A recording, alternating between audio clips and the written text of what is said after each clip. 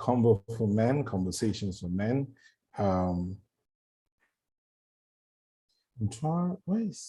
Okay.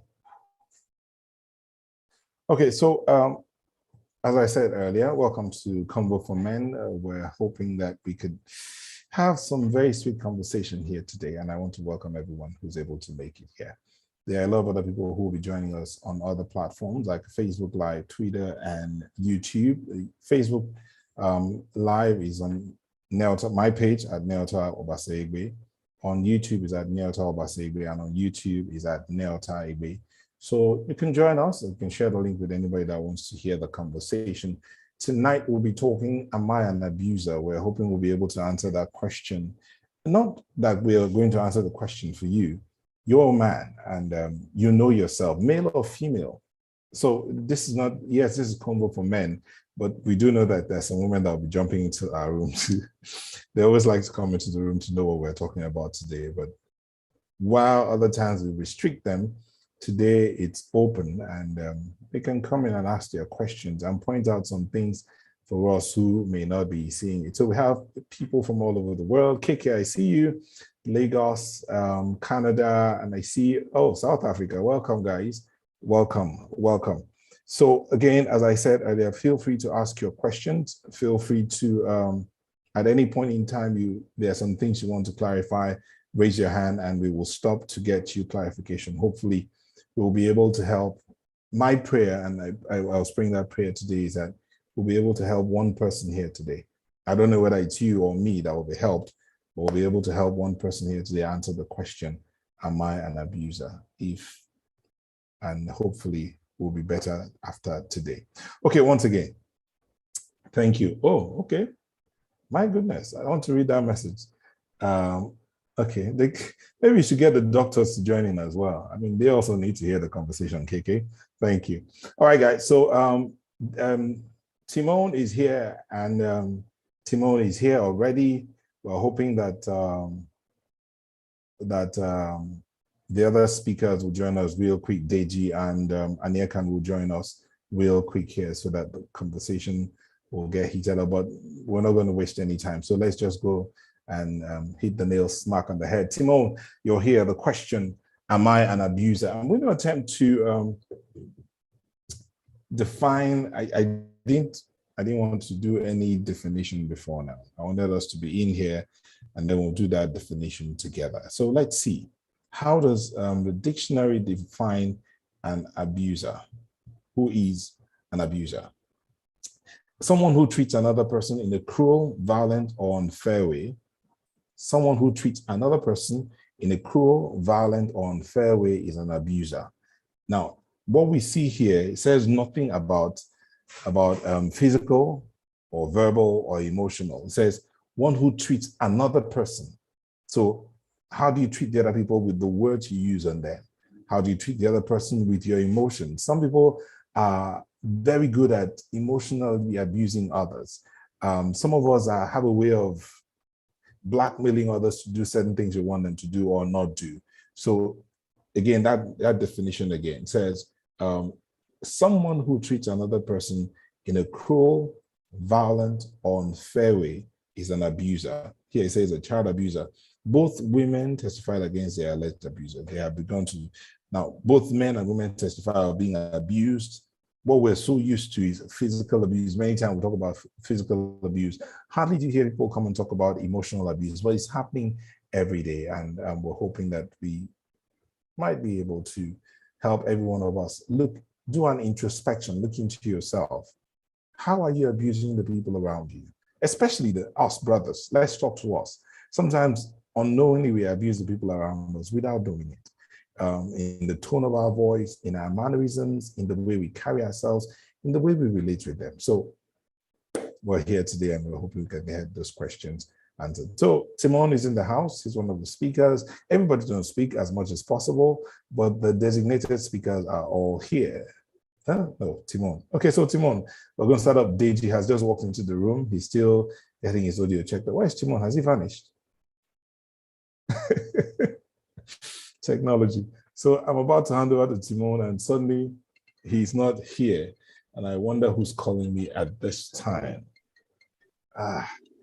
Excuse me, guys. It might be somebody trying to get into the room. Hello, good evening. Good evening. Good evening, sir. Yes, but I'm about to enter a meeting. I'm already in a meeting, so send a message. Thank you. Okay, it's a brother who's trying to get into the room. So he'll join us here. Deji is here. Deji, are you ready for us? Hi, Neota. How are you? I'm very well, thank you. So let's hear you, Deji. Let's answer that question. Am I an abuser? That's the question we're asking here today. And we're hoping that everyone can get to look inwards and answer that question for themselves. I asked a question earlier about who is an abuser, and I tried to define that anyone who treats another person in a cruel, violent, or an abusive or improper way. Now, it says, in a cruel, violent, or unfair way is an abuser. Now, that could be physical, it could be emotional, could be financial. Now, some might not even agree that there's financial abuse. There could be financial abuse, verbal abuse, emotional abuse, psychological abuse, physical abuse. So in all of these things, how do we answer that question for ourselves today? Deji, over to you. Thank you, Neota. Good to be here. Obviously, to agree with what how you've just defined abuse, that it could be financial. Obviously, when you go into the full definition of abuse, you understand that it's wide and even goes beyond some of the areas you've mentioned, really.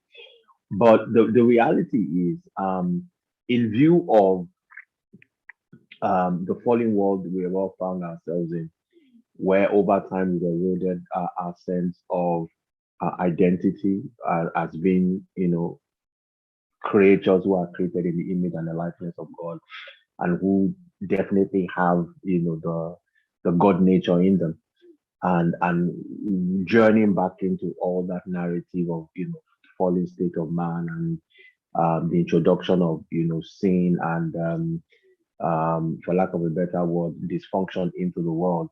So everybody is born into a dysfunctional world where you have self, and once you have self, you already have conflict. And when you have that, obviously there'll be clash of interest in this and that, and in that whole journey of self-preservation and wanting to protect oneself, and not being secure in the reality of who one is, you will, in the for lack of a better word, in the narrative, or in the relationship you have with other people around you, seek to protect your own interests and seek to protect yourself and to preserve yourself.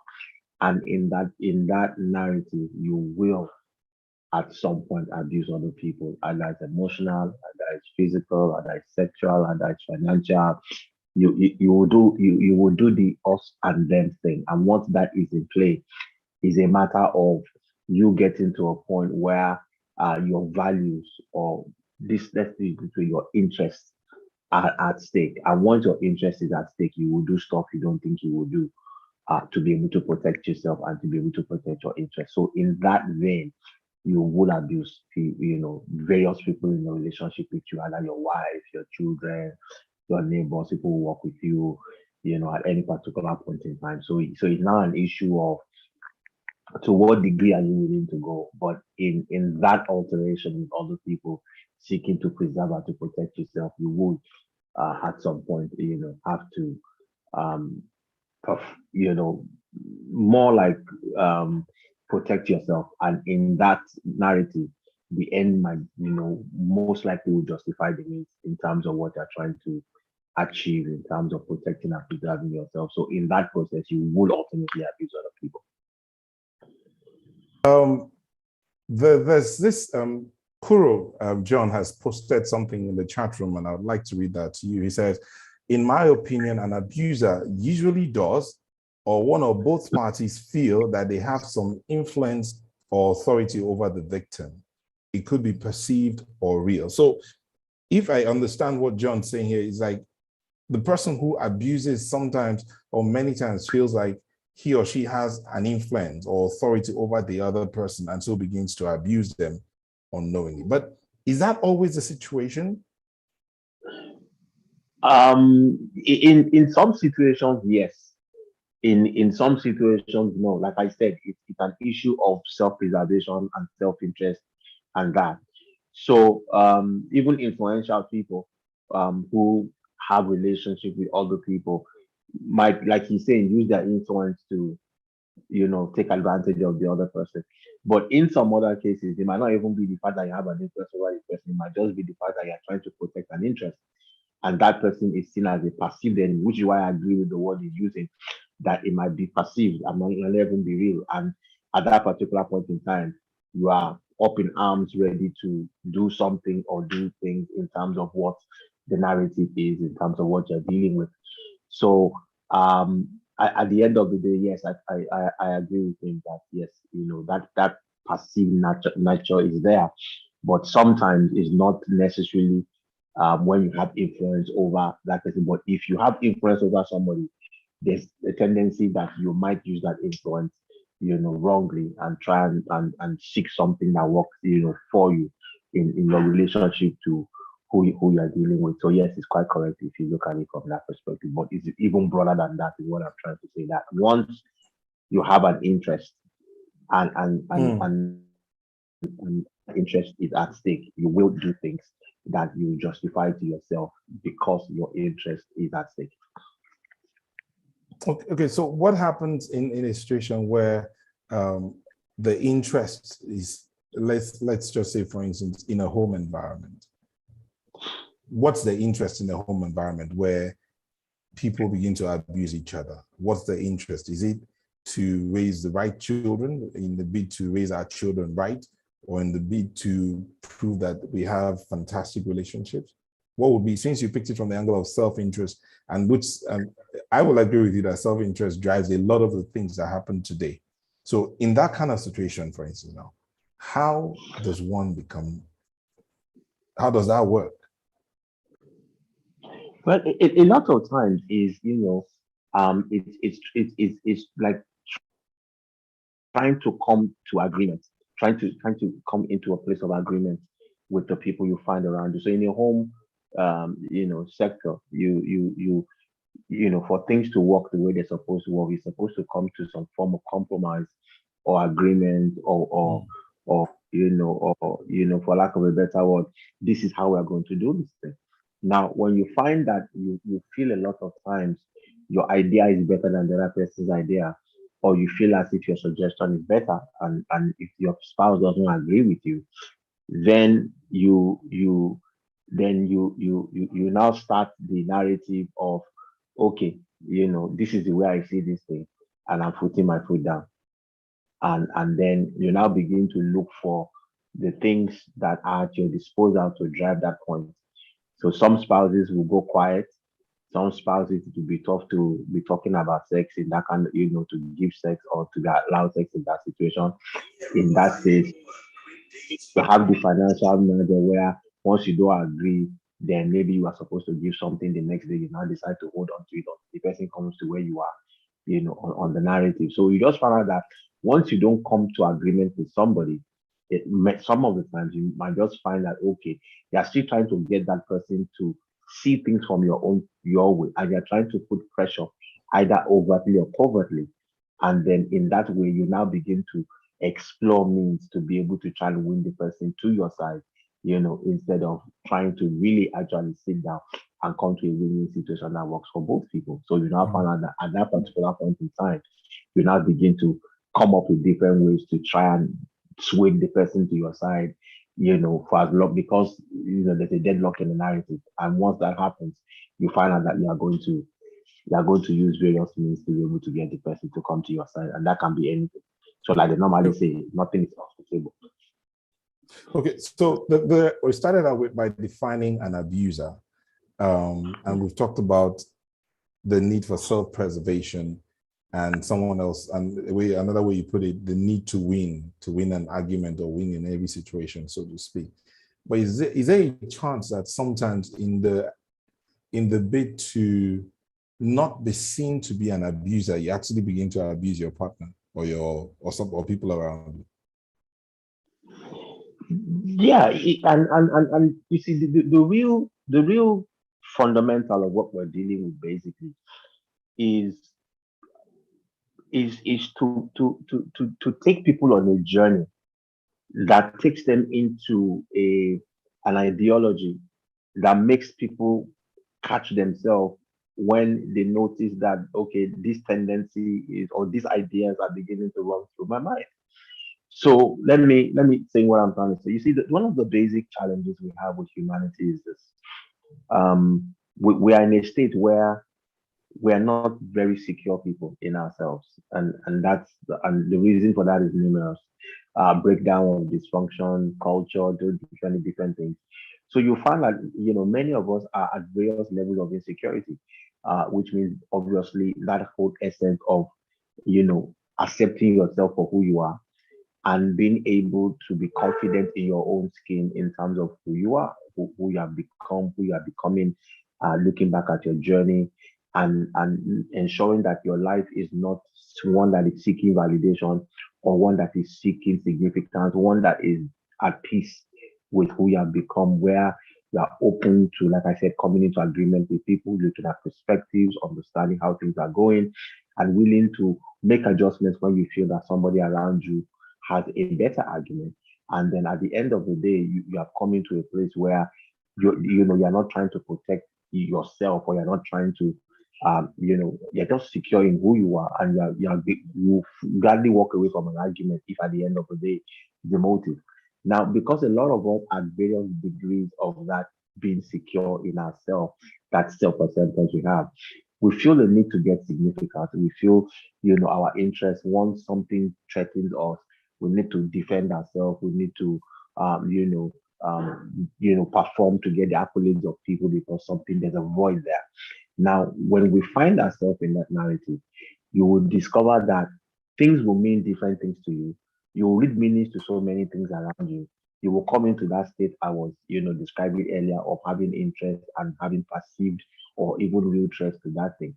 And because of the fear that comes with being insecure of rejection and everything, you will begin to fight over things you can, when you look at sometimes you can let go and leave. And then in that whole process of wanting to protect yourself, wanting to guide yourself, wanting to not being secure in who you are fundamentally, you will do things to prove a point, even to yourself and to people around you. And then you now get the situation you are describing of where sometimes you don't even know you're abusing the people around you, but eventually you are doing that because fundamentally you have not come to that place of security where the things you do are based on who you are and not that you are trying to do something to get the validation of other people.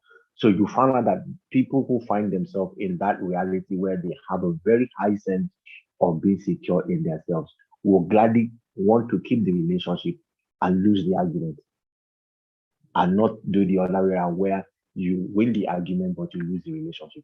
So you find out that those kind of people are less likely to abuse other people, either brotherly, financially. Why? Because they have nothing to prove. But because a lot of time humanity is in that place where we have not come to accept the love that God has for us, and also for ourselves, we have to now prove a point to ourselves and to other people to be accepted and to be at peace with ourselves. And that's a fundamental issue that nose dives into all these other things we're looking at. And then that's where you begin to have the issue of, this interest I must follow to achieve this interest I must follow to be able to become this interest I must follow to be able to prove this, because I'm looking for significance and I'm looking for attention, I'm looking for validation, I'm looking for to be celebrated. And so in that whole context, I would find myself stepping on people's toes and doing stuff to people, no matter who they are, children, friends, family, wife, because the Oh, end justifies the means at the end of the day. okay, so let me just say this real quick for those that are who are just coming to the room. We are live on Facebook at Neotal Basegbe. We are live on YouTube at Neotal Basegbe. We are live on Twitter.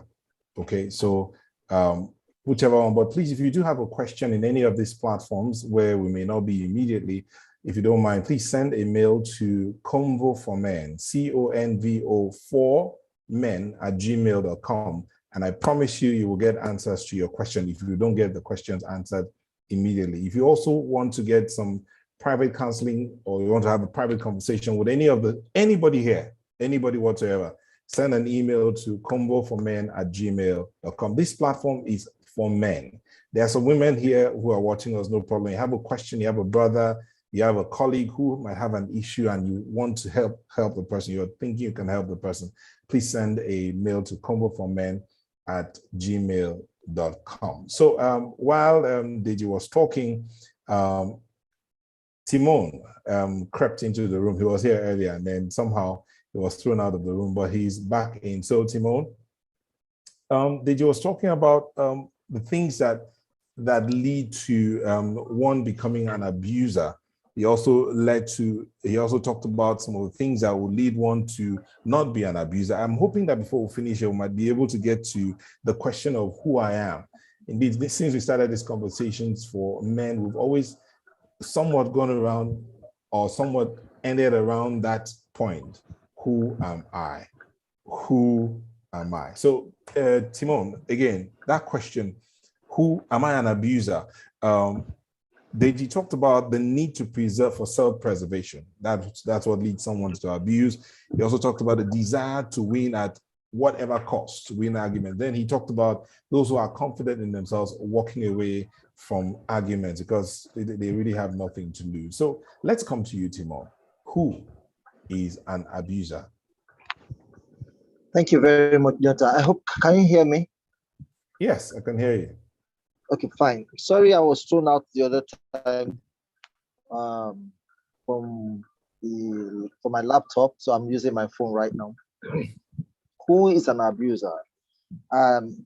Thank you for that. I was listening to Deji, and Deji was talking about insecurity and the likes. But the truth is, he's spot on, and this is one other thing I want to ask. At the center of all emotional control, at the center of your ability to control your emotions. We know there's one buzzword that is going on around the world right now. We talk about emotional intelligence. At the core of emotional intelligence is self-awareness. And if you don't know who you truly are, there is every tendency for you to abuse the process of what you are supposed to do, who you are supposed to relate with, what you are supposed to achieve. Like Deji was talking about, insecurity probably will creep up, and then people don't understand why they were created or why they need to relate and why they need to make sure that every relationship they have becomes solid. You don't have to win every argument to know who you are. And some cases, you probably need to win some argument to discover who you truly are. So who is an abuser becomes a question that is subject to the person himself, depending on how aware of himself in context of our discussion is. Now, if somebody comes to tell me that, Simon, you are a woman, I don't have to win that argument. I understand who I am, I don't have to begin to shout and scream on the top of my voice to say, okay, I'm not a woman. I know who, if you know who you are, you simply will just work with the fact that, okay, that's your opinion, but I know who I am. And then you don't have to fight or wanting to get control, as the case may be. And the truth is that most abusers are what I want to call ignorant abusers. That they are ignorant of who they really are, what they're supposed to be achieving here in life, how they're supposed to maximize relationship to make themselves better people here on earth, that one. They are even, to cap it all up, they are even ignorant of the fact that they don't know that they are abusing the process of abusing a relationship or abusing the other fellow. And they feel okay because they want to, like Deji was talking about, want to see the dominant nature of man, which probably culture would have made us to be, and then insecurity creeps in, and everybody just wants to say, okay, I'm on top, I want to be this. That is one big problem because people don't know the how. So for you to say you know who an abuser is, it's like you need to first of all know who you are. And if you come to the point of saying I'm an abuser, you have discovered yourself. So I am so sure, I don't have any statistic to prove that, but with my experience in discussing and talking with people, especially with people in relationship, I have come to find out that most people don't really have a full understanding of who they are. You don't. If they do have an understanding, uh, most of the abuses we see today, we will not see. So the question you threw at me, who is an abuser, is somebody like I like the way one writer puts it, said abnormal use. That there are two words that come to abnormal use of a thing. So if you have relationship and you don't know how to use it, well, you are using it abnormally. So you are abusing that particular thing. So any relationship where you don't even see, the truth is, let me put it this way. Even they themselves, the abusers themselves, they are abusing themselves because they don't know how to relate with themselves. So in the quest of wanting to prove that they are what they seemingly not are not, because they don't even understand who they are, they want to they make every other person to be victim of their ignorance. I want to stop there at this point.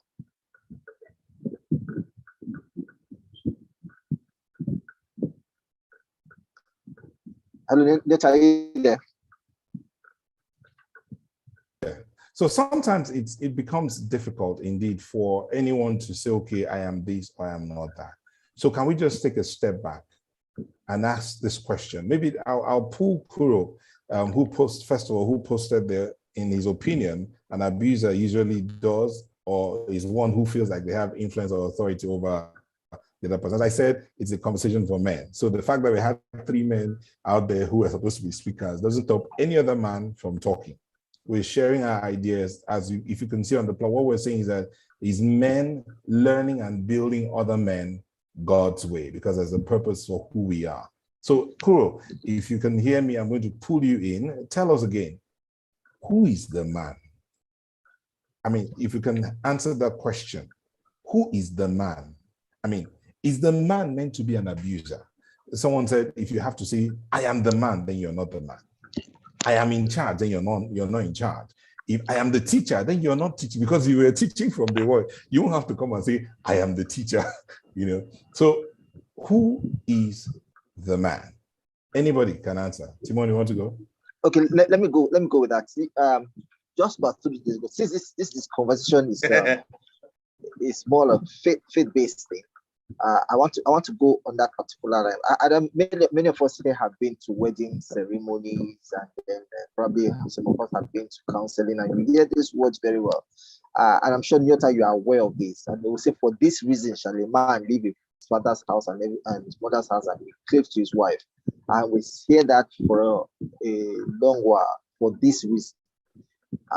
And the question is, for what reason? Why should a man actually leave his father and mother's house?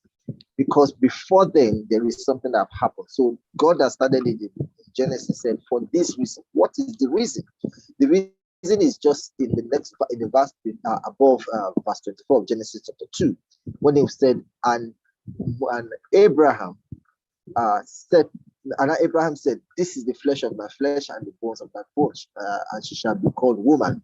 What that told me, when I was saying that, Adam, I meant to say, pardon me. That said, now this is the flesh of my flesh and the bone of my bone. Now, that means that Adam came to a realization of who Eve, in this case, was to him. So it still boils down to a knowing of what your assignment is. So, and that it was after the knowing that the next thing, for this reason. So if you don't come to a self-actualization of knowing who you are, there's every tendency that you will abuse the process. There's every tendency that you'll abuse it. And if you look at this, the analogy used when it talk about the flesh, the bones of my bones, the flesh of my flesh. This is it. The man had come to understand that whosoever the person may be is a support structure, which talks about the bone. The bone will help movement, locomotive. The bone is where the blood marrows will be produced. So what I was actually saying is that Adam came to realize the function of this particular other woman to me. So the person will now need to leave the other support system, which is the mother and the father. So until there is an awareness of that dynamics, the relationship you are going into will be a form of an amoebic one, no form, no structure. So the reason why you leave is because you have found a purpose for which this particular person will play in your life. Now, let's extend that to just platonic relationship, which might not be. So it doesn't have to be in marriage that this understanding comes. Exactly. It doesn't have to be married. You have to understand the purpose in which these particular people around you is going to play in your life. The people there being male and female, or just exactly female? Male and female, because there are male that are abusing male, there are female that are abusing female. So an abuser here, our topic did not say abusing female, but we understand probably most of the time that it's going to be more to the female part because of what is happening around. But the truth is that you can abuse the male, you can abuse the female because of the relationship. You don't understand what they are there for. Timon, let me pull in John Kuro, don't go anywhere. But Benga has had his hand up since. So let's hear from Benga, then we'll come to you, John. Benga, please start your video and then you can talk. Okay. Sorry, it's a little bit dark here, so I might no not problem. be able to put my video. All right, just stop. I want to say good evening, everybody. Good evening. And I want to say good evening to Ayodeji Rawo. It's my student in school. So I want to really answer the question that says, who is the man? Can you hear me well? Go ahead. We can hear you. Yes. Who is the man? Yep. Now, first of all, let me just make a reference to when God said, I am your God, thou shalt worship no other God before me. Yes, everybody knows he is God. And what has made the children of Israelites? What has made the Israelites worship other gods? And why did God have to put it back to them? That I am your God, thou shalt worship no other God before me. The same thing applies to I'm going to call the man the high priest of the house. Now, have you come to a situation where you see a woman in competition with a man? And this is one of the reasons, maybe probably one of the factors of what brings abuse in the house. When you see a competitive partner, when you see a woman competing with the man, maybe probably based on her background, maybe probably she saw a woman, maybe she saw a mother taking the lead at home. Obviously, those background traits will obviously come with her wherever she's going to. She grew up in an environment where she sees maybe probably somebody competing with somebody, and maybe eventually the mother of the house eventually overrides the responsibility of the mother. And you see her bringing the same traits back into your own home. Like the same way God told the Israelites that I am your God. I still reiterate it. You have to define that I am in charge. The flying officer in the cabin, in the flight cabin, you have to tell him I am the captain of this flight, not the flying officer. So that question that who is the man, maybe probably there should be another way. May have had so many bad experiences in marriage, which really prompted me to join this conversation.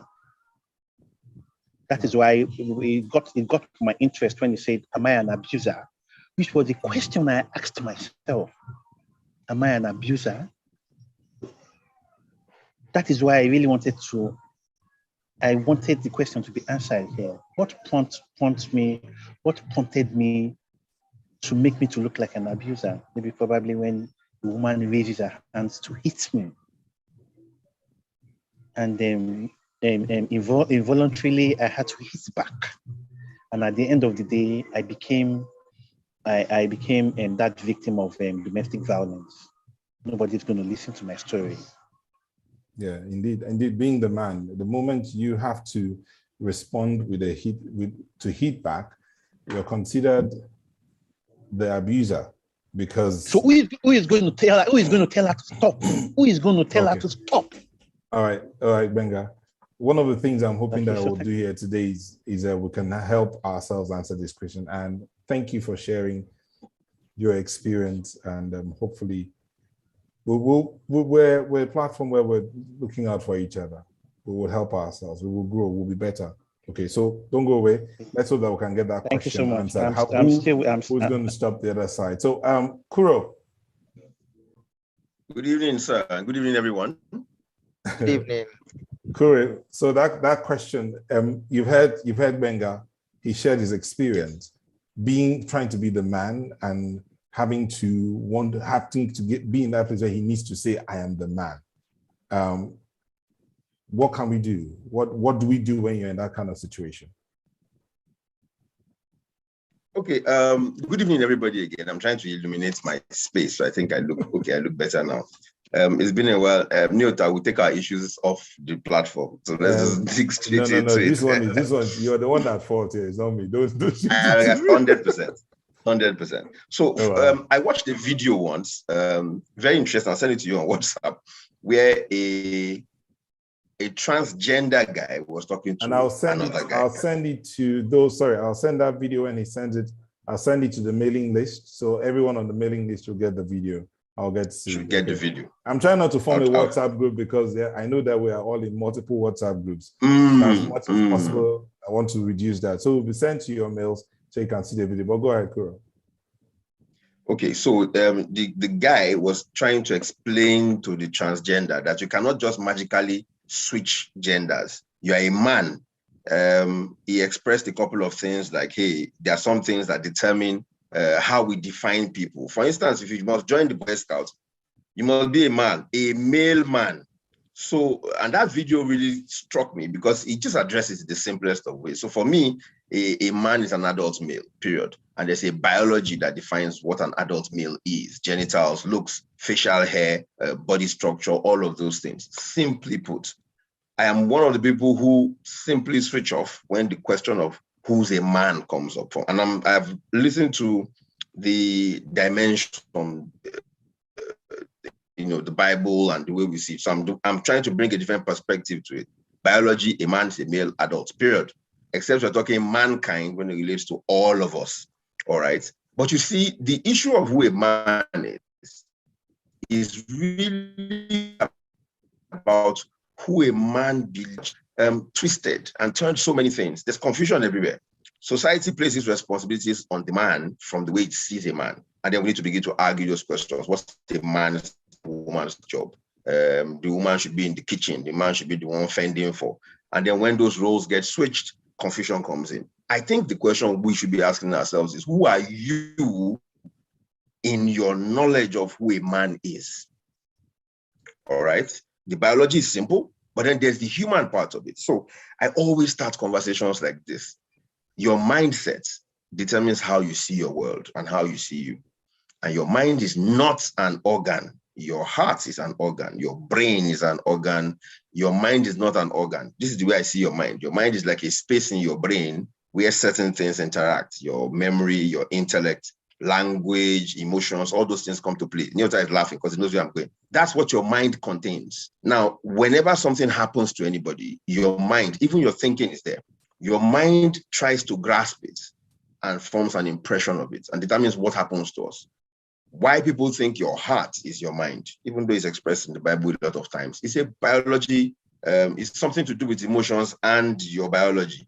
When a message goes to your brain, which is the headquarters of your body, it triggers an emotion, and usually your heart is the first responder. When you're afraid, what happens? Your heart pumps faster. When you're nervous, your heart pumps faster. You're excited, same thing. You're sad, your heart reduces the rate at which it's beating. So most people think your heart is your mind. Your heart is just an organ. Your mind is all these things put together. And guess what fuels that mind? Where you are coming from, how you've seen the world over time. All right. So when I'm relating this to who an abuser is, to many people, the things they do are normal to them, are commonplace to them. They are supposed to be done in that way. People will tell you things like, you have to exert authority on children by smacking them. Newton is aware. We had a conversation some time ago about should I smack my kid or not. Some would say spare the rod and spoil the child doesn't mean a physical rod. Many metaphors were used in the Bible that may not work out today. It's the way we see the world. So the question, who is a man? I would put it to you listening today, like I put to myself in the past. How do you see yourself in the scheme of things, in the way the world works, in your home, at work? How do you see yourself? Let me point out a few synonyms of abuser, and then it becomes easier to answer the question, am I an abuser? Just as I shut up so other people can speak. Did you know that some synonyms of abuser include things like oppressor, persecutor, teaser, someone who teases other people, mocker, someone who mocks people, taunter, bully, baiter, someone who baits people to do what they want or to act in the manner that they choose to. All those things are synonyms of an abuser. So in case people think physical, emotional, financial, like you mentioned, and that's where abuse stops, guess what? Just mocking somebody repeatedly is abuse. Oppressing people, deliberately doing so. Not that people are choosing to be oppressed. Oh, I see somebody wearing some lovely Michael Jordan shoes on Instagram, and I feel bad. That's my problem.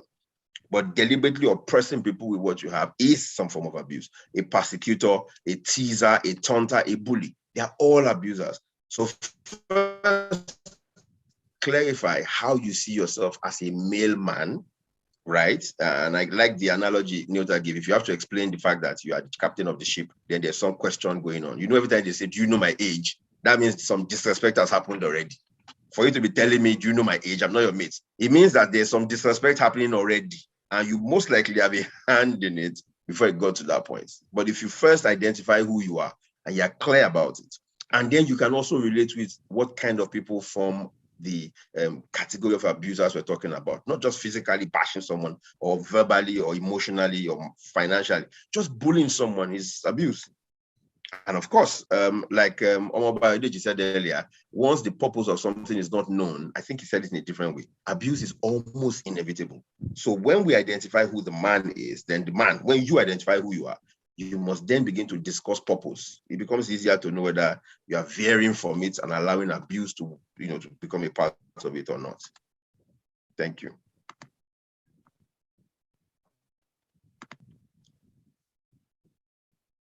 I hear you, Nyota. I'm muted. Okay, I have unmuted myself. Omobayodeji, are you willing to step in? Yeah, and I want to really thank Timon and our last speaker. I think his name is Kuro. I hope I got that right. Kuro, yeah. Kuro. You know, yeah, amazing analysis. Absolutely. And for me, my thoughts kind of really resonates with what he what he's saying, because how I would define a man is basically, the Bible does a genealogy, gets to Adam, and then it says son of God. For me, a man is the male, like Kuro said, is the male child of God, the son of God. That man is the male, biological, gender that is the son of God and is made in the image and the likeness of God. And God's default nature is love. So you find that, when if man can come back to that place and you realize that made you son of God had nothing to do with the man. It was a sovereign choice of God deciding I would create on earth beings who are like me, and I will call them children, and because they were made out of spirit. So they're made out of my spirit, and they become, and they didn't have to earn it, they didn't have to do anything. It was given to them by the supreme being, and and they're supposed to procreate after themselves. So if you look at that narrative and you look at the nature and the character of God, which is basically his nature of love, his righteousness, his ability to to be sacrificial, his ability to honor and all that and everything, you can see a culture within the Godhead that gives you an idea of who the man is. So the man is just the son of God, but the male gender, aspect of it. So why am I going that route? Because once that sinks into your mind, it lets you know that which is your reality. I'm the son of love. I'm the son of righteousness. I'm the son of integrity. I'm the son of peace. I'm the son of this. Begins to give me an identity, begins to let me know who I am. And this has been given to me not because I did anything, but because it was God's sovereign choice. So it means that I do not have to perform to be. I do not have to do anything to earn. I already am, in the image and the likeness of the Father. When you live from that place, you live from a secure place, which is always, for me, is always you go back there. I'm secure. And when you're secure in that love, when you're secure in that personality, you now give out of that place, which is why the Bible tells us that the two greatest commandments is to love God with all your heart. Then you love your neighbor as you have come to love yourself. So you now realize that what humanity is trying to do after the fallen state is to give what it has not come to have, which is to go back to that place where you are the son of God, you are valued by God, you are accepted by God, and then you also do that to yourself, to value yourself, to accept yourself. And then so that which you do is not now a narrative of what people think about you. Now, one of the reason I'm going this route is basically because there was something Neota folk that I think woke me up, which is really my issue.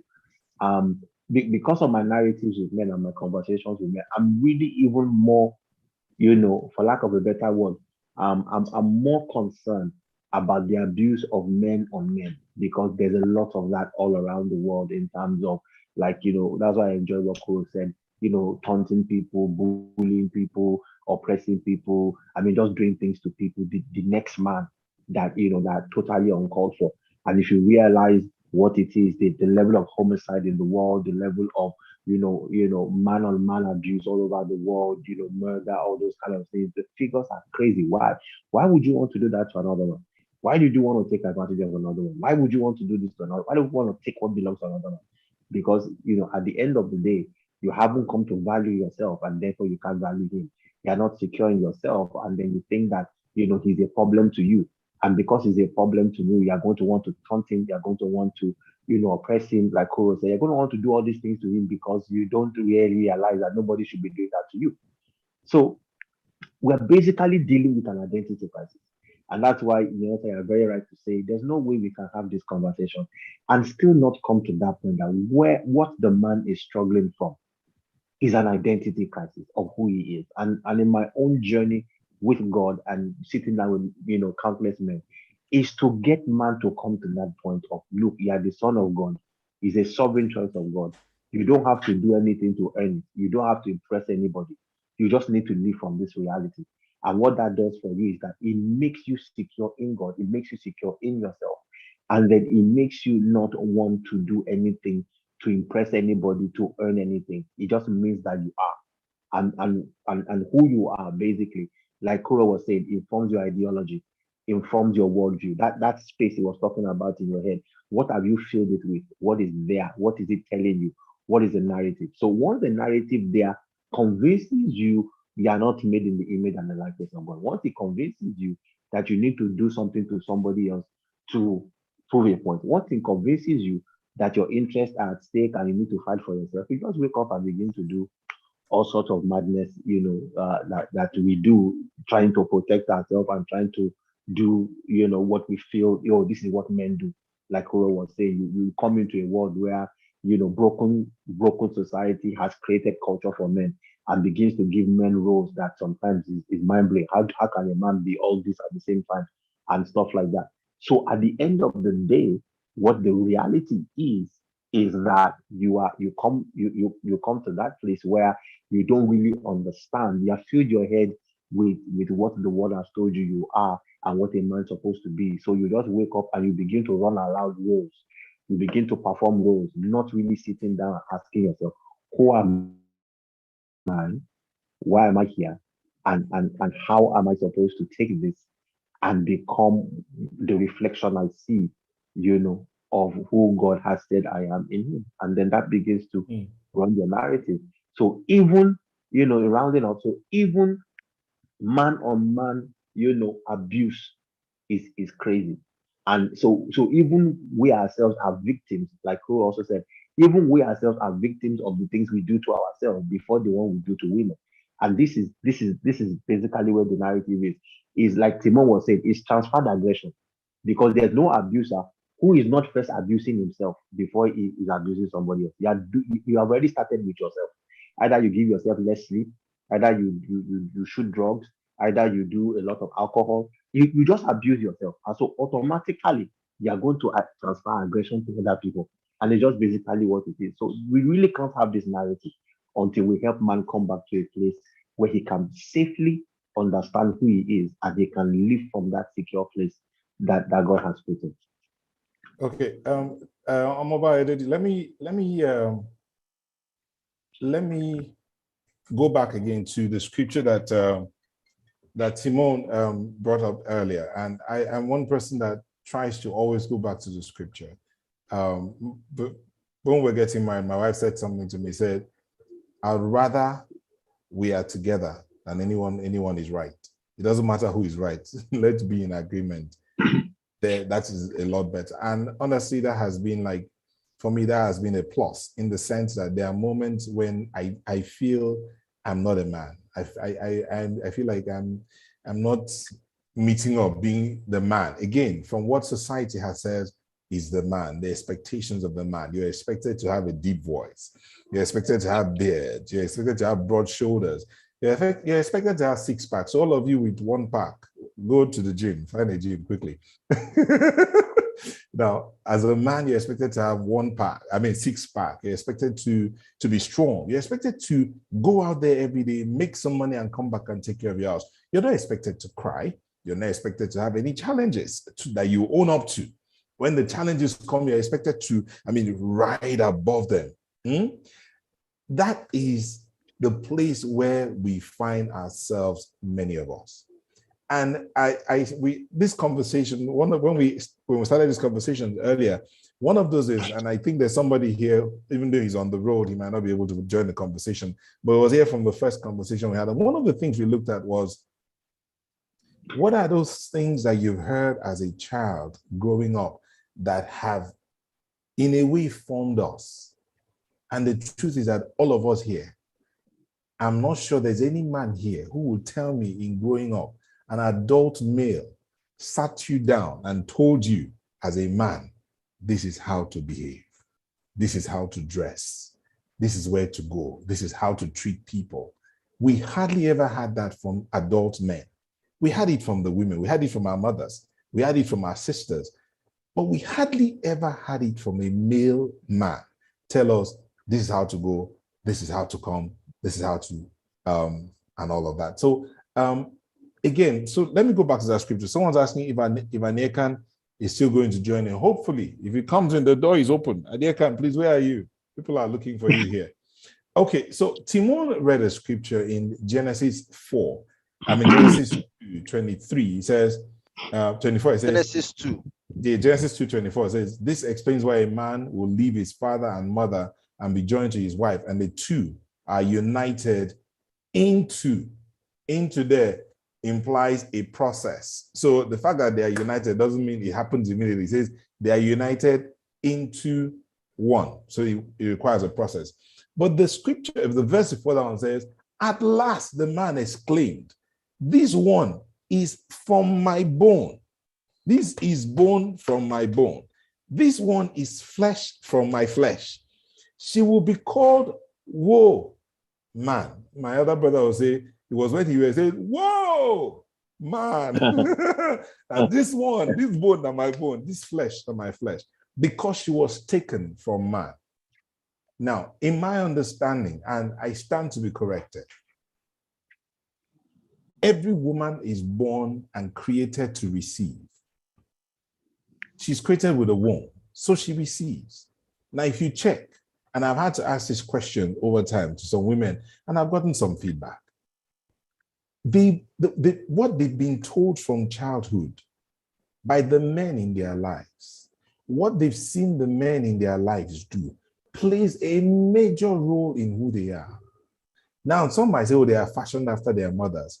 Yes, but you will see the input of the men in their lives when they leave, when they marry you, or when they step out and become adults.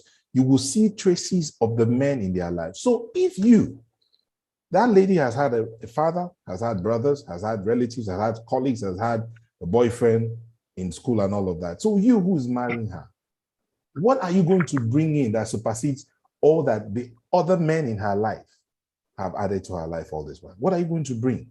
What do you have? Oba, you talked about the fact that the place in God, finding your place in God and understanding who you were created to be, that will definitely set you in the prime light to add a plus to that woman's life. But if you do not understand who you are and where you're coming from and the purpose for you, simple. The scientist here can help us. Who determines the sex of the child?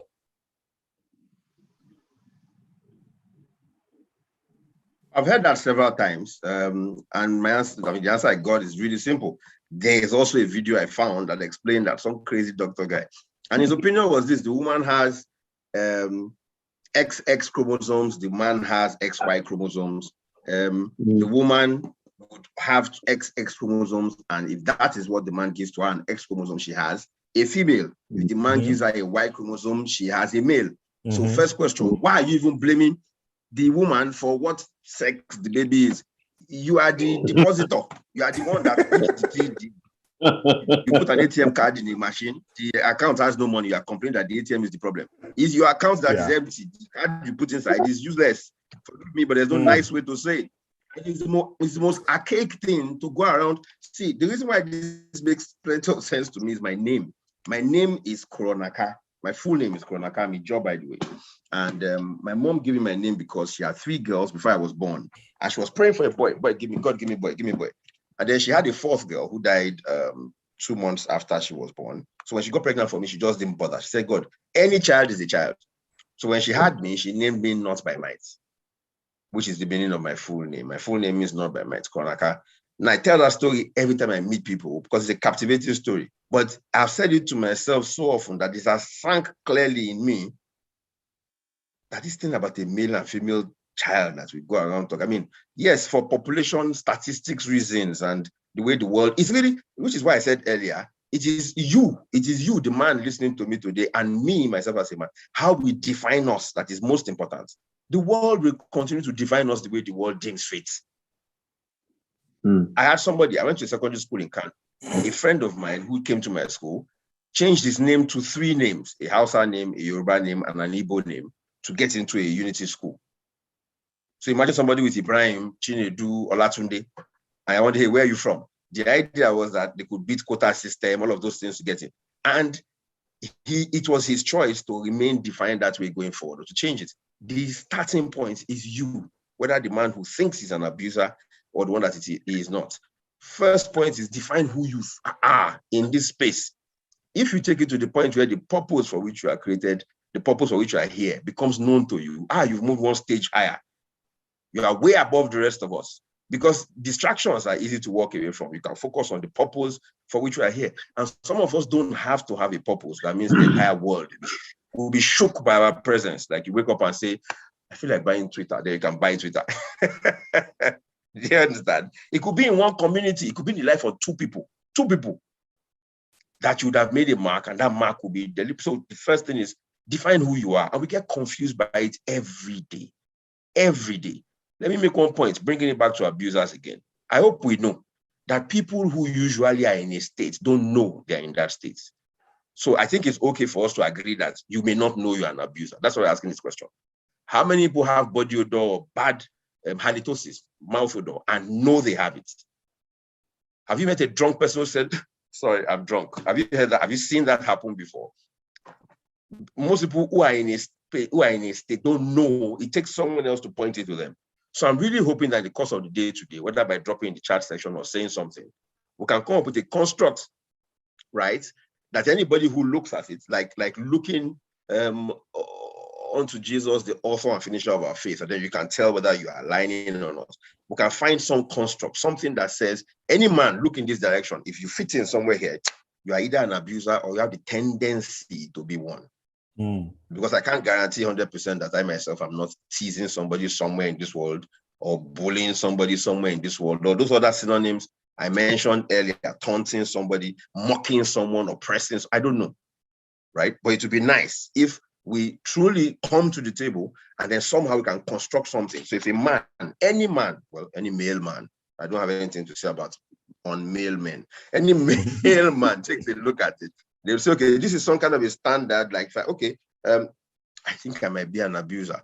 Then we can begin to deal with it. People don't start using roll-on, brushing their teeth until somebody says, guy, your mouth, they smell. Your mouth, they smell. Okay.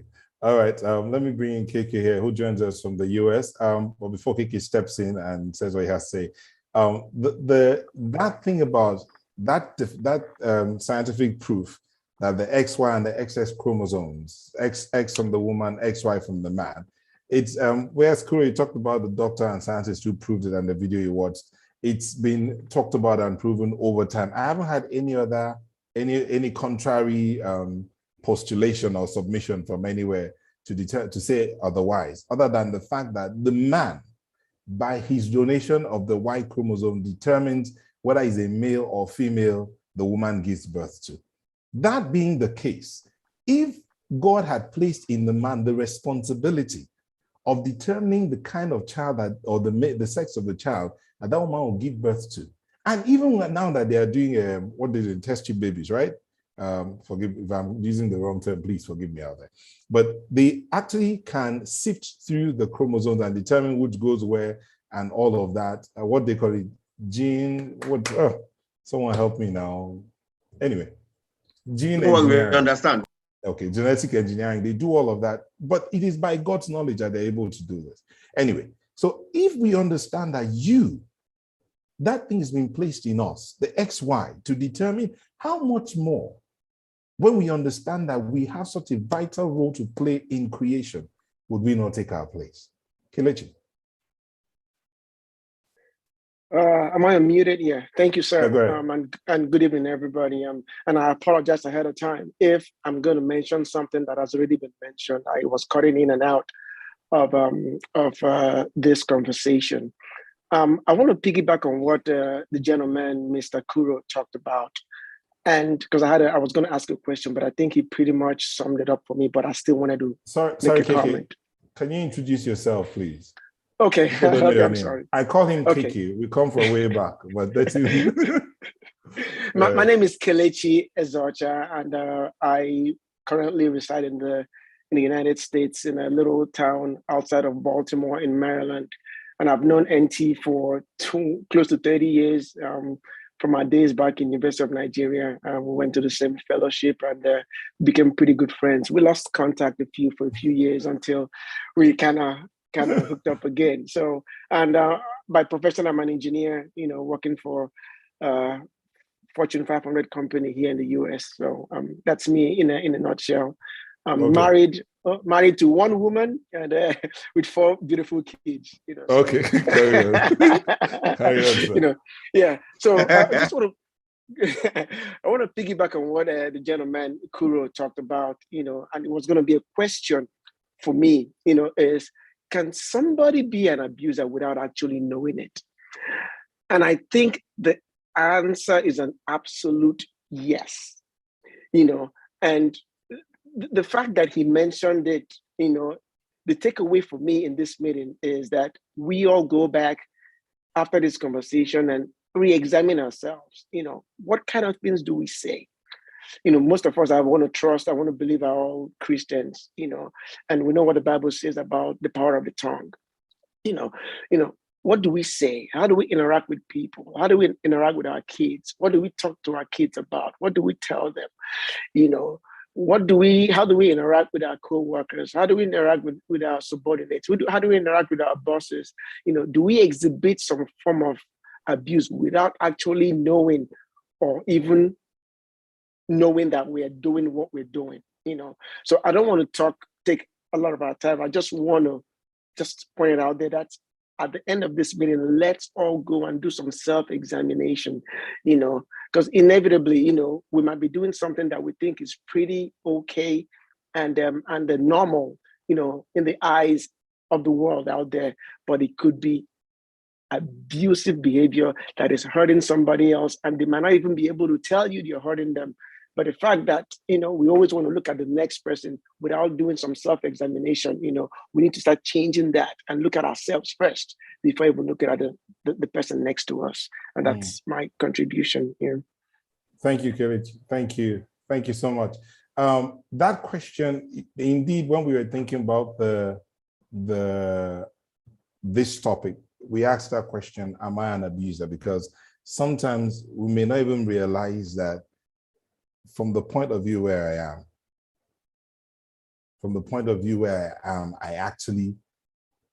I'm actually abusing somebody. Sometimes it's emotional, sometimes it's psychological, sometimes it's verbal. It's not always physical, but it all comes down to one thing: finding your place, as Kuro talked about, finding your place. But how can you find yourself? Can a product find itself outside of the maker? Is it possible? Can you find yourself away from the person that made? Can this iPad discover itself apart from the designers and engineers and all of that? Apart from Steve Jobs, can the iPad come out of nowhere? And can the iPad say, no, I'm not an iPad, I'm a phone, or I'm a pen, I'm not an iPad? The iPad has to go back to its maker, determine exactly what it is. So I have some scientists coming in saying some things. Dr. Ajibolamu, I wish you would just come on and talk to us about this thing. Then Tunde's reply said, that's like saying malaria parasites test SEMA, causes malaria. Please, can the scientists come up? It's a conversation for men, and let's learn. And then there are women here. If you have questions, please ask. Today we have allowed you into our room. You may not be allowed the next time. So today, ask your questions. We'll be closing in the next, we've overshot our 1 hour. I'm so sorry, guys. But in the next 20 minutes thereabout, we should shut down. So let's make it 1 hour, 30 minutes. Do we agree? 1 hour, 30 minutes? Okay, all right. When the doctors are ready, please raise your hand. I'm going to Timon. You want to say something? Yeah, thank you so much. You asked the question, can somebody find himself outside of the source? The question is absolutely no. You see, when we talk about Father, it means a source and sustainer. And if God is our Father, because we take it from that particular perspective in this particular room, that every man here has its source from God. So your own understanding of who you are, what you're supposed to be, and that was exactly what DJ was trying to say when he says, well, you are a male man, you are a man because God had made you to be like that. As a matter of fact, the abuses starts when you redefine yourself, your functions in the way that God has not made you. So the truth is that you really can't find yourself outside God. And that's what every other person, every other group or sect or whatever people are trying to make themselves to be these days are trying to be, in the sense of they want to be who God has said they are not. And that in itself, what we have decided right here, is an abuse in itself. So it is important for us to realize that anybody that's going to find out the level of man that he is will have to find its source back to God, which is the maker. Somebody once said that the original purpose of a thing is found in the heart of the person that made the thing. So the person that made the barrel did not make the barrel to come and discover that the barrel can write. The person that made the fan did not make the fan to come and discover the fan can blow breeze. No, they wanted to make the barrel to write, and the creator of the barrel went into design how the ink will flow, what kind of ink would it be, how it's the purpose of a thing that makes the creator of a thing to make man. So when God was making man, he made man for a reason. It might not be specific. A red barrel might be for the general to write, but if general work is to write, but if you cannot use a red barrel to write an exam, so that kind of purpose might be different. But the barrel is meant for writing. So the reason why you are existing can only be found in the mind and in the heart of the person that have made you.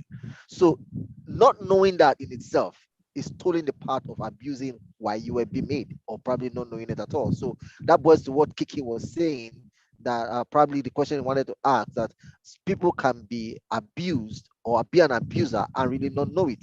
And in all of this, as we're talking, an idea came to me, probably something that we should talk about came to me.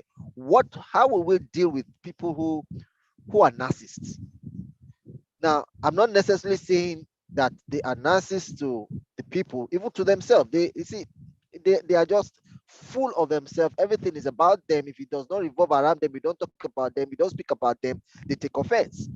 What will we say about them? They themselves are abusing themselves, and they really are not aware that they are abusing themselves, and they feel that they are on top of the world.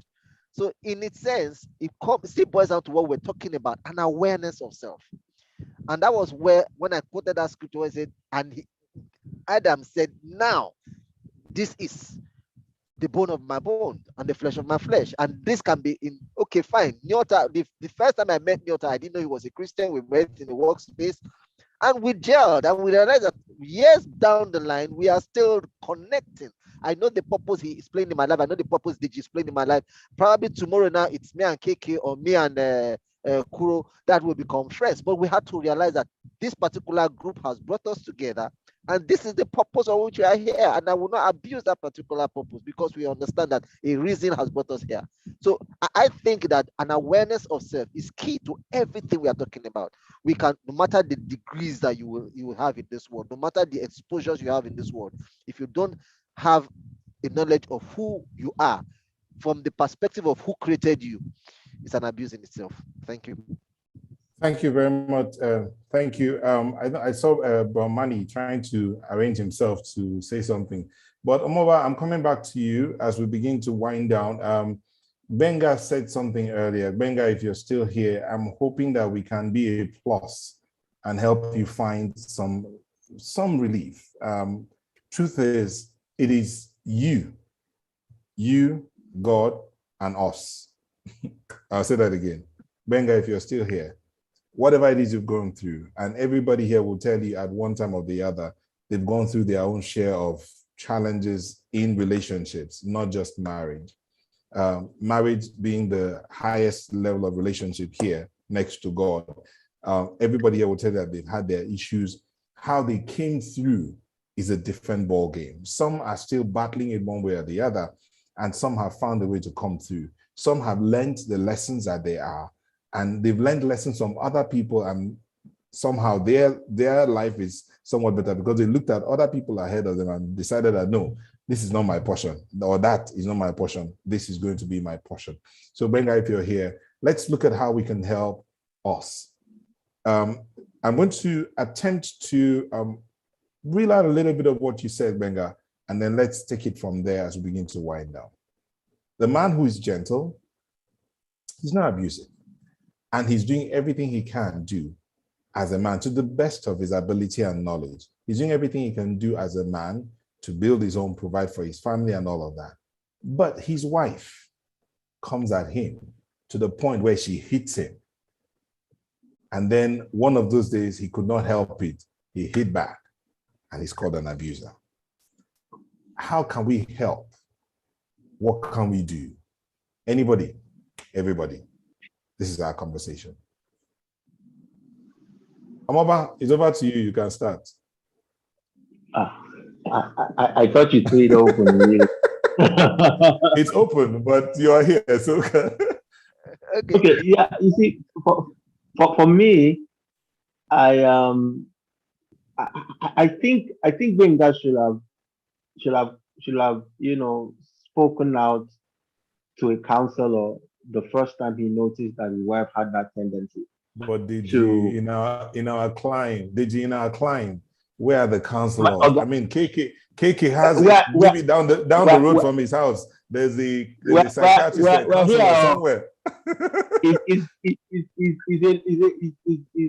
Now we do have men groups all around the whole place. Timon knows that we have a lot of. We have a lot of men ministries all around the denominational and stuff like that, and even in some churches you have counseling departments. I mean, I get to interface with a lot of churches here and there who have counseling departments, and we see that we spoke. So but not to say that yes, he might have been in a situation where he didn't have somebody, but if he had spoken, out to to a counselor, they will have said to him, that's a red flag. And Timon will tell you in counseling, once you notice a red flag, then you obviously create an action plan in terms of assessing how, for lack of a better word, assessing what just happened. Has it been going on for a long time? Is it just a one time thing? Have you been able to speak down sit down with this person to generally just find out how? And then from there, did you notice if it's the trick, what did you notice the triggers? Is the person honest enough to open up to you? I've been battling with this, or this where I'm coming from, or this was given to me.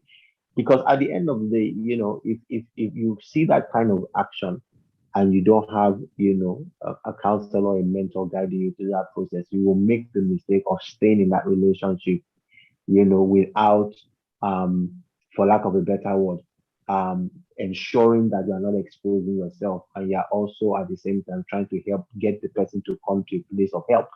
So what should have happened basically was he should have been able to take the initiative to notice that something is not right here, and gone for his counseling, and also advise, his wife to kind of see somebody, because when you find that out about your spouse, and that's why we're spouses, is trying to help the next person, is trying to do life with the next person and trying to see what is possible. So I feel that was where that narrative is. And because a lot of time, people who have bottled up anger, or people who have been abused in their past as well, sometimes don't know the extent of abuse and everything until something triggers off something that's been latent there for a while, unaddressed, and then whoever is around them at that season becomes the victim of aggression, of whatever it is and everything. So for men, really, what we normally would advise is to go for counseling, and a male counselor who can sit you down, walk you through that process.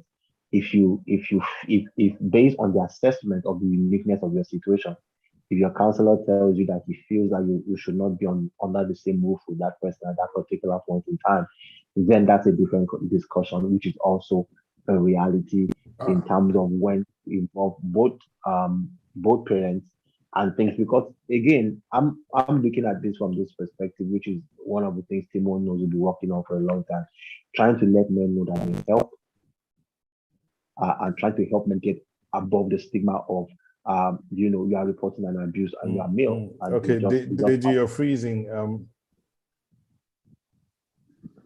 Hello.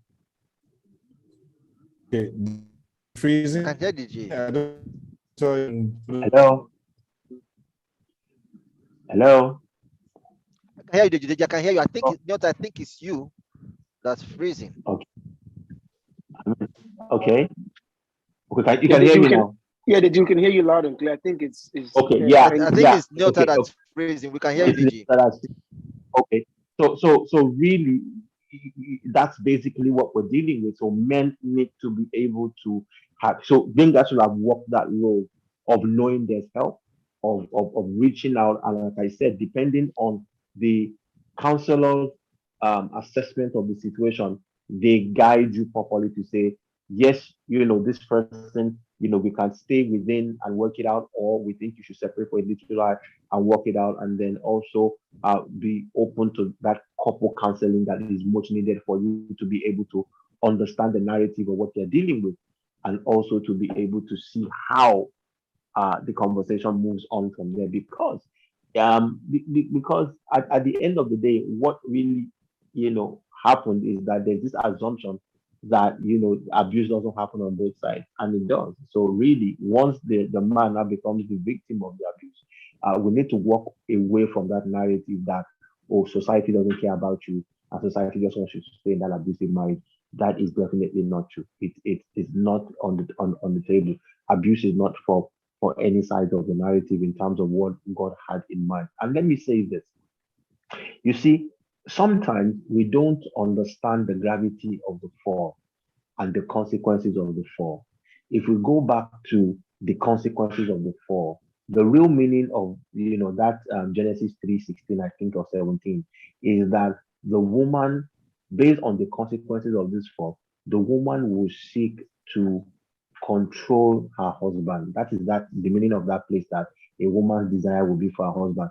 What it originally means in the Hebrew is that the woman will seek to control her husband. And then it now says, but the man will rule over you.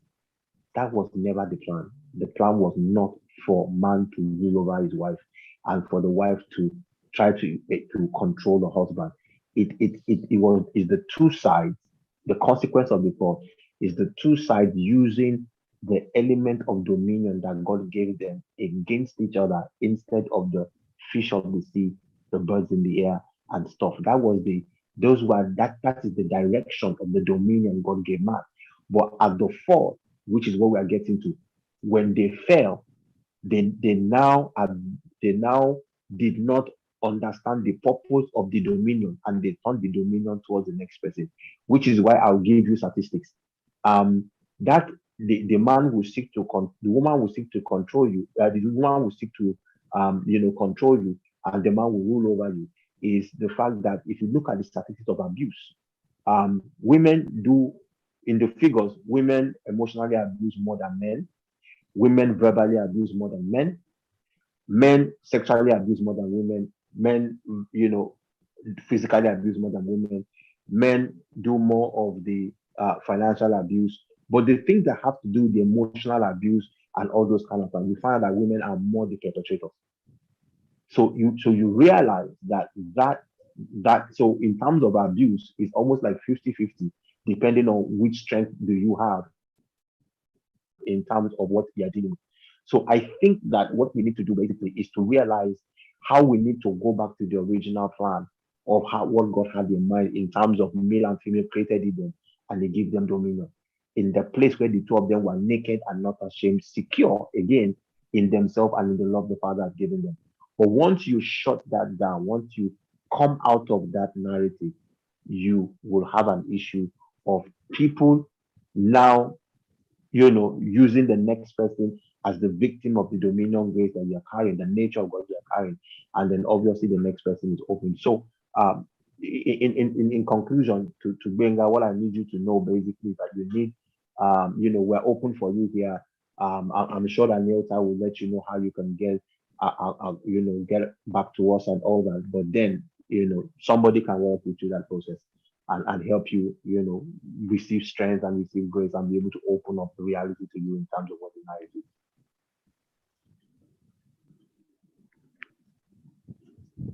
Hello, Neil, are you there? Your mic is mute. Nyota, your mic is mute. Nyota, your mic is mute. Okay. All right. Cool. Timon, go ahead. Thank you, Omova. Okay, thank you so much. Digi, thank you for all that you have said. And to that person who have found himself in that situation, what I will have to say is that be strong, one, and please, this is me now, one of the way of defining the strength of a man these days is your ability to be vulnerable. We cannot overstress it. Being vulnerable in this case does not make you any less a man. It makes you realize that you don't know everything and you need help. So, and when you get to a situation like DJ has just said, identify the right set of people. And I'm sure the men in this place are good enough to direct you to the people who will help you. That being said, I understood this when I decided to say, okay, fine. I was going to take a professional certification on emotional intelligence practitioner, so that it's not just Bible. Thank God for the Bible. It's the eternal way, the foundation for everything. But there are some sciences behind it which we understand. And the truth is this: there's a particular couple I did counsel.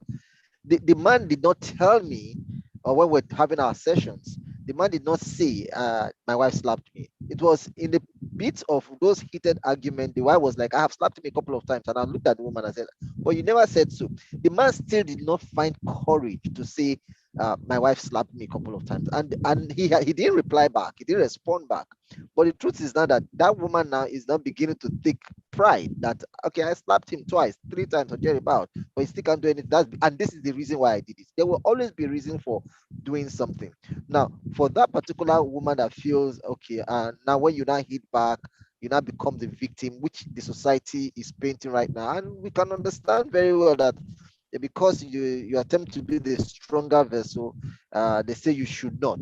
However, that being said, then this is the core of it. Irrespective of that particular situation, she has slapped you. One thing to learn is we cannot overstress this. Look for help, but then before you get to the place of raising your hand again, because you might just do something worse than just retaliating, is try as much as possible not to bottle up. And when you bottle up, even if you have to bottle up, try and be in control of your emotions. Whatever you think is going to determine how you feel, and how you feel is going to determine the actions you take. When you think that you are being used up, you are being underrated, you are being abused, and you decide to want to fight back, you know that you are stronger than this particular person, nobody will hear you. You try as much as possible to regulate the thought and see how you can control your feelings. But the best and the most important way to go about this is to seek for help. Seek for help. Talk to counselors, talk to coaches, talk to therapists. And at the end of the day, even this woman or lady, as the case maybe, will probably find out that now the abuse in that table has turned to her, and you can find a way. Like ladies are looking for help, you too will look for help. It's not a crime. It's a strength to be vulnerable. Thank you. Thank you very much. Thank you, Timon. Thank you, Amoba Ayodeji. Thank you, everyone. In winding down, I'd like to say this. Again, we were streaming this conversation on Facebook, on Twitter, on YouTube, and it's going to be on YouTube and Facebook for as long as possible, as long as it's required. So please go there and watch it, and maybe share with other people that may not have been a part of this. But I'm hoping that we've been able to help somebody. Are there any questions before we go? And while some people are still thinking of the questions they might want to ask, please. The man, I like speaking from the angle of the man, because there's so much resting on the man, regardless of the pressure from society, the pressure from within. There's pressure within the man that keeps him wanting to go that extra mile in the midst of all that is coming at him. The man is pressured from within to be the head. He's pressured from within to lead. He's pressured from within to provide. He's pressured from within to go the extra mile, not because of any other thing, but the reason why he was made. I told someone one time, I said, in the quest to find out what is it about the man, I went to all the religions, as many of them as I could find, to see whether they had a story on creation. And to tell you the truth, almost all of them do, the ones I came across, they all have this thing about creation. And it points to the fact that when the male man was created, God gave himself into that man, breathe himself into that man. I mean, our own scriptures, the Bible tells that God breathed himself into that man. So there is no way the man will thrive if he's not in God's presence. The man thrives, succeeds when he's doing the will of God, and if he finds himself in God's presence. Now, when you find yourself in God's presence, things will not be all perfect. But the truth is that you find out that over time, you're able to walk through and become a better you and better at all the things you have to do. So I want to thank you all for coming onto the show. Please note that Conversations for Men happens once a month. Right now, we're trying to do two, one physical and one virtual. Physical in Abuja will happen on the 7th of May. The next physical in Lagos, Timon and Omoba Ayodeji will tell me when that will be in Lagos.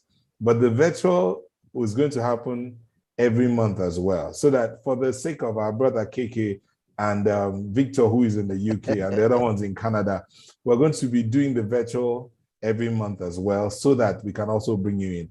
But we'll also try and stream all our physical meets, because we want everyone to understand that this is a platform for all men. Now, Conversations for Men is not an association. It is not an association. And what we discuss here stays here. It does not go anywhere. It stays here. So as I said today, we allowed the women in because they might have questions they want to ask. And fortunately or unfortunately, they have not asked any question. This is the second time they've come into our room and they've not asked any questions. But I do hope that we've all been touched. We've learned one thing or the other today, and we'll be better men. The truth is this: If I'm going by the scripture and I believe in the Bible, I believe the word of God, I believe it is settled in heaven and is forever. So please forgive me, but this is my belief. I don't know what your belief is. This is my belief. If I go by the scripture says the man, it says you, man, love your wife as Christ loved the church and gave himself for her. And he's still doing that today.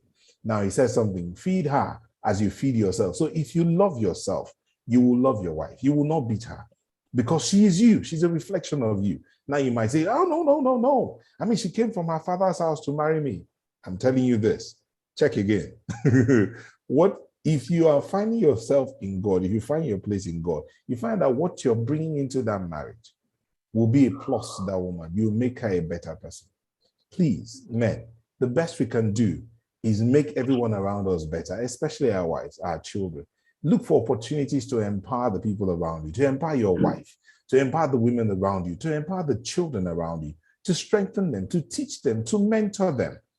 I run a mentorship group. Some of them are here, and I tell them, I say, I may not be your financial mentor. I don't call me as a businessman. Timon and Co know that. Don't call me as a businessman. But one of the things I'll try to tell you is this: your character. Let your yes be your yes and your no, no. And the truth is this: it will be a plus to you in your marriage. It will be a plus to you in your relationships, even when they appear to be abusing you. Don't pay attention to it. Be you. Be you. Stay consistent. They will come around and see that you are who you are, and they'll seek to follow you. So thank you so much, gentlemen. And thank you to the ladies that came into the room.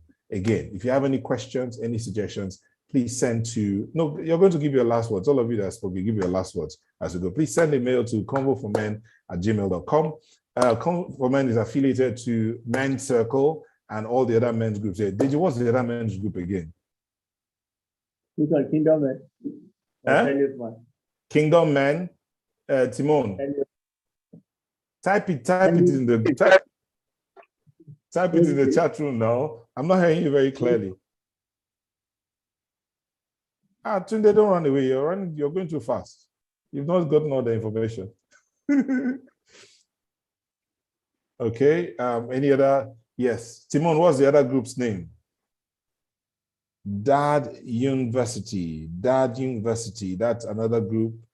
Kingdom Men, that's another group that we're affiliated to. Men's Circles also there. I've been talking to Kuro to see how we can possibly collapse all of this, as many of these men's groups, into one, so that it's easier for us to work at things and reach out to more men. Because the truth is, the male man is not finding this life funny, and everything is trying to pull him down.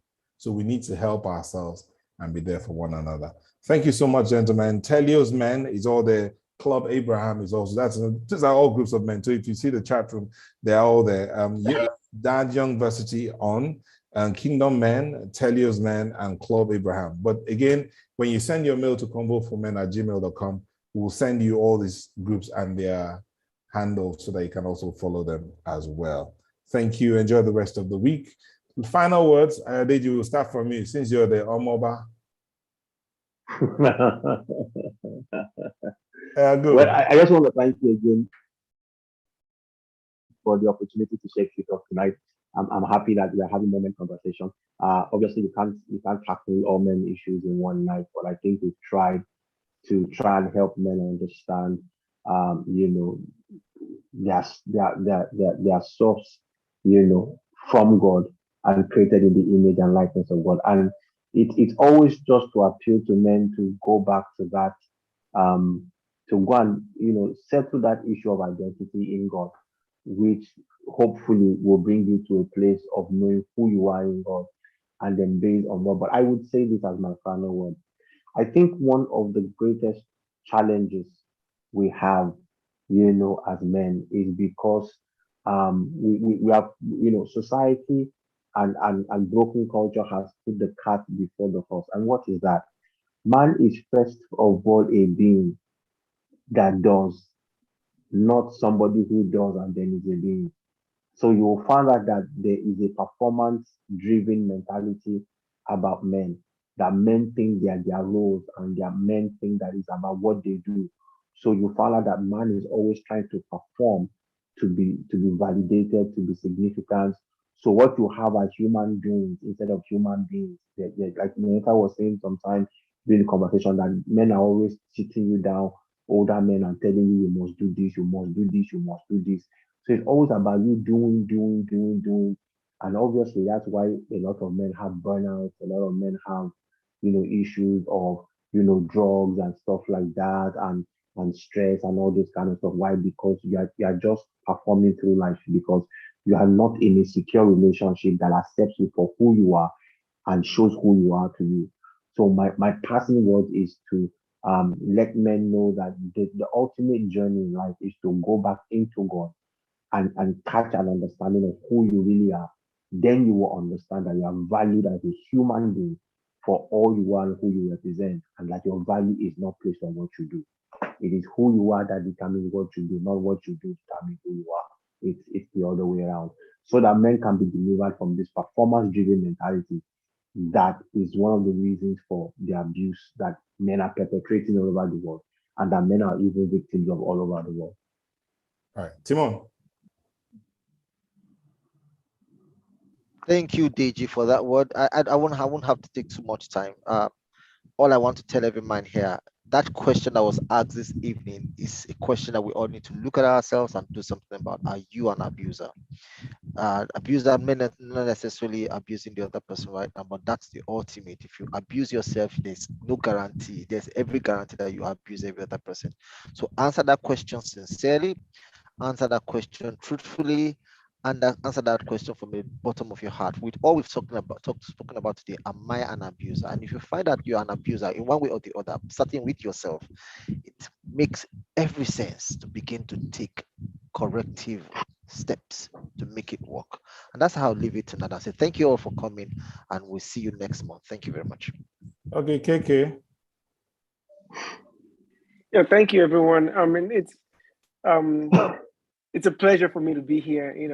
I know there's a time difference between where I'm at and back in Nigeria, where most of you are located, but I'll try to, join anytime that I can. I was blessed today because I'm working from home, because it's office hours for us, but I'm blessed that I'm working from home today and I'm able to join.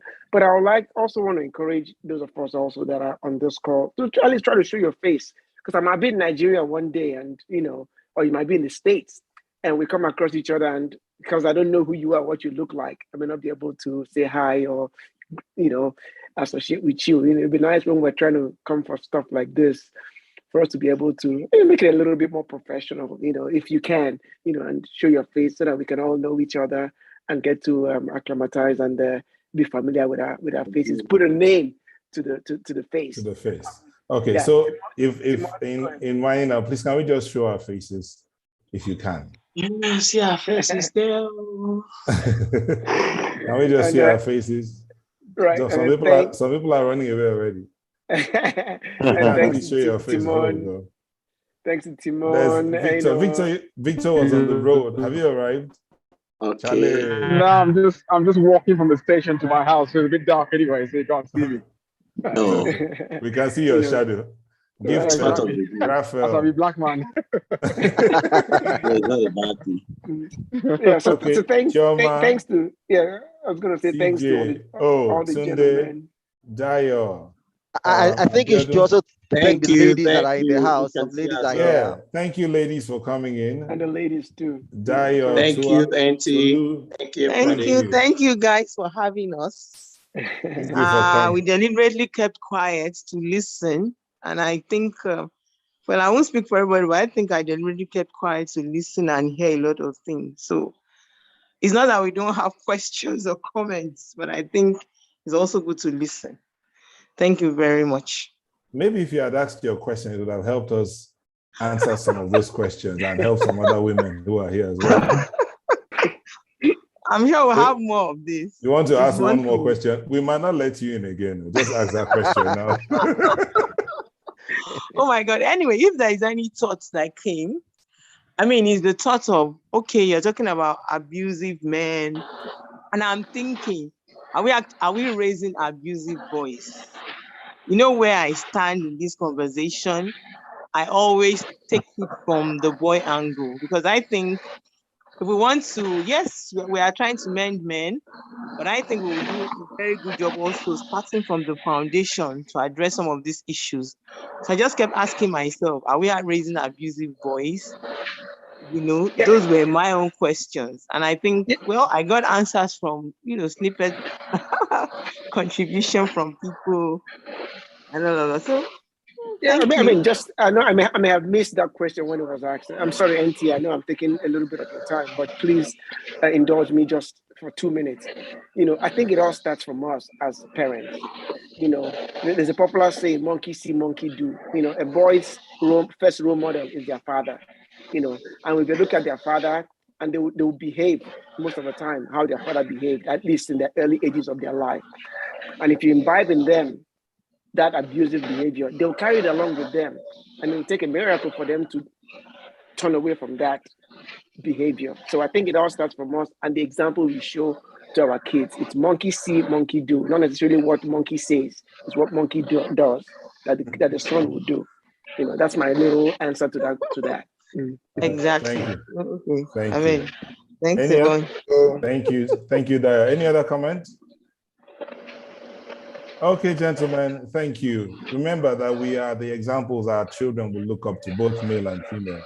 It's what we do that they will do, not necessarily what we say. Very true. So we need to adjust ourselves.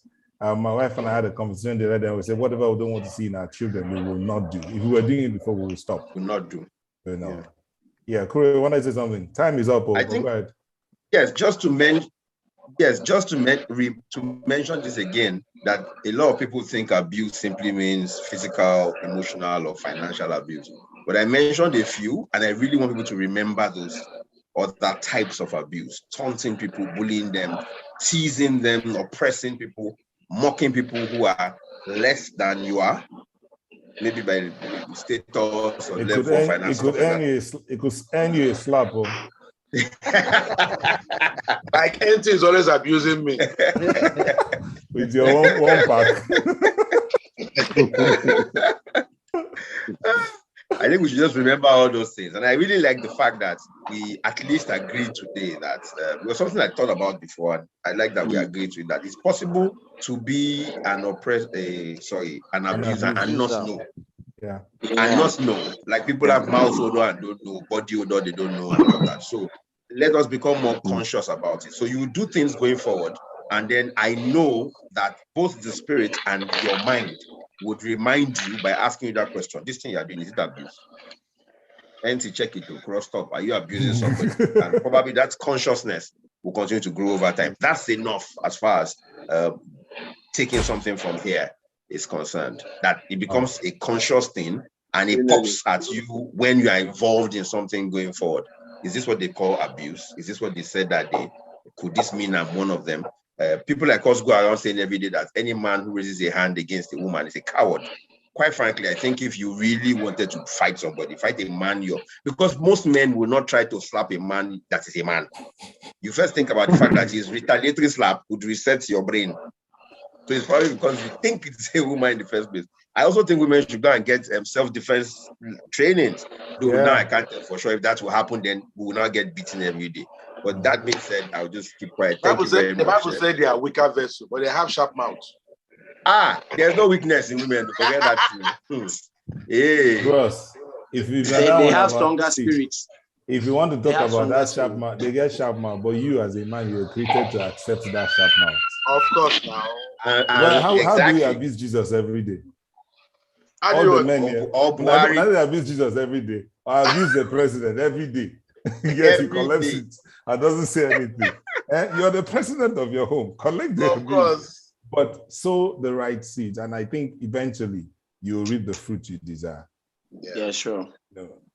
Thank you again, gentlemen. Thank you, ladies, for coming in. And we really overshot our time. Do we make this thing 2 hours? I keep asking this question because anytime we start, we never finish in 1 hour, 30 minutes. Should we make it 2 hours? I know if we get to 2 hours, we'll say, let's make it 3 hours because we hardly ever have this time. Okay, so thank you so much. We are underestimating the value we get from here. and assuming that we can do it in 20, 30 minutes or in 1 hour. I think that's what happens most of the time. We assume that we just come in, talk, and walk away. But you see, it's like an onion. You open one peel, you find something else. You open one peel.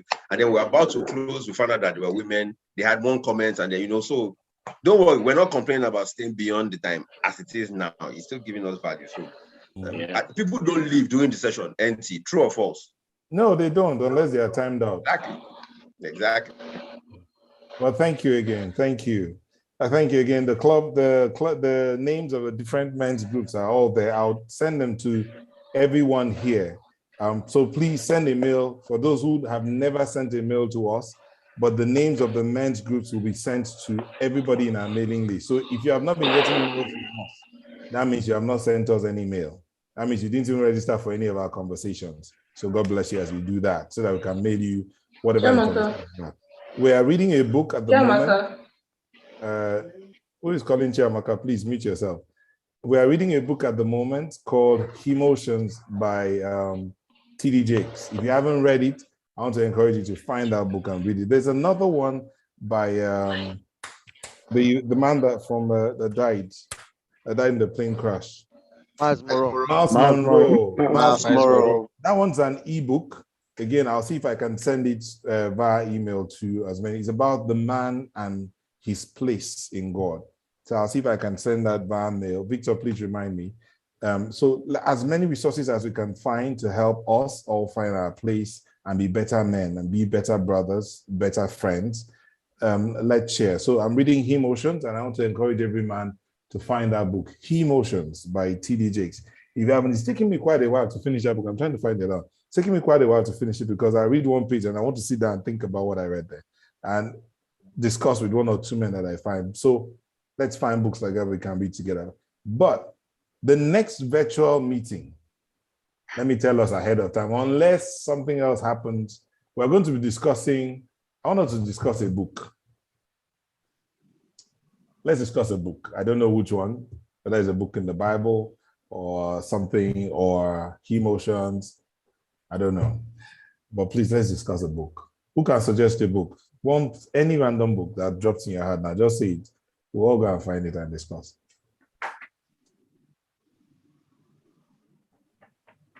Kuro, don't give us one book. Don't give us one book. Don't give us one book in psychology and we will not find anywhere. Okay, so Emotions by T.D. Jakes. The Emotions. Okay, Emotions by T.D. Jakes. We'll discuss in our next virtual meeting. Our physical meeting in Abuja is May 7th here in Abuja. We'll stream for those that can't make it. But the virtual session will be like a week or two after that. So that'll be 21st. Is that okay with us? Let me check data. Time, please. Same time, 8 p.m. now. I'm trying to find that date. Physical meeting. No, 10 a.m. for the physical meeting on Saturday, 10 a.m. at the bunker. So if we send a mail, they'll send you the address. But if we meet on Saturday at the bunker, the next meeting for us will be on the 23rd. Is that okay, guys? Monday, 23rd, virtual. Do we agree? Yeah. So let's spread the word and let's come and learn about our emotions. That one, Kuro, is a, what do you call it, emotional intelligence. He's a consultant in emotional intelligence. And Victor Tafa is also another consultant in emotional intelligence. Get ready to come and share with us. Victor lives in the UK. I think there are two other people who are in Canada who might be coming to share with us. It depends on their time difference, if you're able to make it at that time. KK, if you're available, please let us know so that we can schedule you for one of our conversations. All right, guys, we have to say good night here, or good morning, or good afternoon, as the case may be. Thank you once again. God bless you all, for everyone who shared. And may today mark a new beginning in our lives as men, as fathers, as sons, as brothers, as friends. May today mark a new beginning where we'll be better men, growing the more as each day dawns. In Jesus' name. Amen. God bless you all. Good night. Good night. God bless you too, sir. Good night. Good night. God bless you. Good night. God bless you. Good night. God bless. And this is where we say good night and goodbye. Good night.